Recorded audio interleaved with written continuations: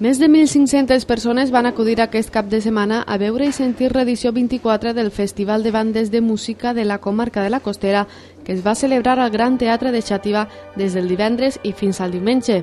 Fins a 16 bandes de música van participar.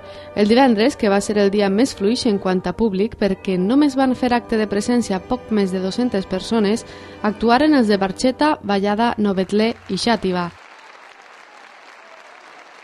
El dissabte actuaren 8 bandes de la Font de la Figuera, l'Alcúdia de Crespins, Rotglà i Corberà, Sellent, Genovès, Moixent, Canals i Vallada. Eixe dia, més de 700 ànimes escoltaren les obres interpretades pels músics.